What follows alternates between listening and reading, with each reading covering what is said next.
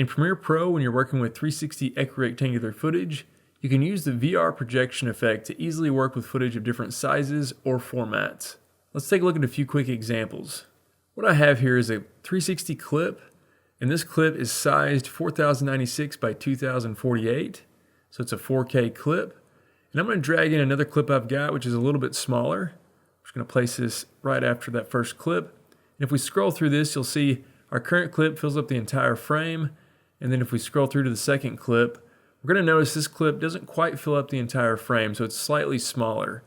Now, what's going to happen if we actually view this in VR? Let's go ahead and I'm going to click over here, and I'm going to toggle the VR video display. And now we're looking at this in 360, so I can actually click around and look at this scene. And we can see that this scene is completely seamless. So let's go over to our next clip. And now if we look at that, because it doesn't fill up the entire frame, we have this large black line on the back side of the video and a little bit of error happening here at the top and bottom pole areas. So I'm going to go ahead and toggle out of the VR video display. Now you might be tempted to come over here to the scale for that second clip and try to scale that up to fit perfectly, and that can also be quite difficult to get exact, and you still may end up with a seam line. So a much faster solution is going to be using the VR projection effect. So let's come over here to the effects panel, and under the video effects, I'm going to scroll down here to immersive video, and then you're going to see VR projection. So I'm going to select that effect and apply it to my second clip. And immediately you're going to see that that clip has now been resized to fill up the entire frame of our sequence. And this is also seamless. So let's go back over here and toggle the VR video display once more. And now if we go ahead and look over at the back side, we'll see we don't have any seam lines, and you'll see that the top and the bottom pole areas look correct now. I'm going to go ahead and exit out of the toggle VR video display. So if we navigate to the effect controls for VR projection for that clip we applied it to, you'll see the first option here is stretch to fill frame, and that's automatically checked. That's why I went ahead and resized our clip to fit in our sequence size.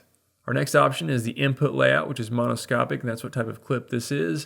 And then we have an option for the output layout where we can select from monoscopic, stereoscopic over under, or stereoscopic side by side. And we have that same option under input as well for each of those three. Finally, we have a few other options such as pan, tilt, and roll if we need to make some adjustments on our clip at this point. I'm going to go ahead and reset that. Now let's go ahead and add a stereoscopic clip to our timeline. And I'm going to drag in my stereoscopic clip.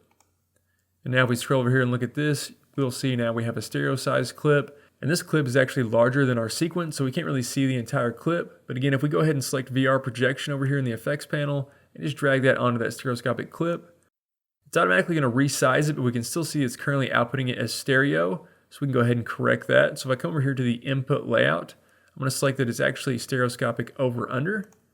And then for the output, it's currently at monoscopic. So now we can only see one of those views. And that's what we want. That way it's seamlessly with our current video. Again, if we go over here and toggle the VR video display, we can now look around this 360 shot. Even though it is stereoscopic, we're only seeing one view. So this is seamless and looks correct now for our current sequence. I'm going to go ahead and toggle that back off. This also works with images. So I'm going to drag in a large 8K equirectangular image and place that in my sequence as well. And again, I'm going to scroll over here, click on top of that, and you can see we don't see the entire 360 view. So again, I'm going to apply VR projection to that image. Now it's went ahead and resize that 8K resolution image to now fit within our 4K equirectangular sequence. Finally, you can also convert monoscopic videos into stereoscopic if you're working with a stereoscopic sequence. So I'm just going to come over here and I'm going to select my stereoscopic clip. I'm going to add that to a new sequence just so we can see this in practice. And you can see this is a 1-to-1 over-under stereoscopic clip. So now I'm going to drag in a monoscopic clip that I have. I'm just going to select that same farm field clip that I was working with. And just add that into the sequence. And if we scroll over here and look at this, we're going to see that it doesn't fill up the entire 1-to-1 size of this sequence we're working with. So again, I'm going to select VR projection. I'm just going to drag and apply that to my clip. And you can see it automatically resized it. It stretched it to fit this 1-to-1 size comp. However, we want it to output and actually be stereoscopic. So we come over here to input layout. We want that to be on monoscopic.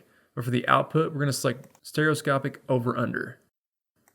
And now we can see it's outputting that clip in stereo. Now it's important to note that this clip actually will not be true stereo. However, it will allow us to use this clip now in a stereo sequence. The reason it won't be true stereo is because there's no parallax difference between this top clip and this bottom clip. but again, it allows us to use it in a stereo timeline.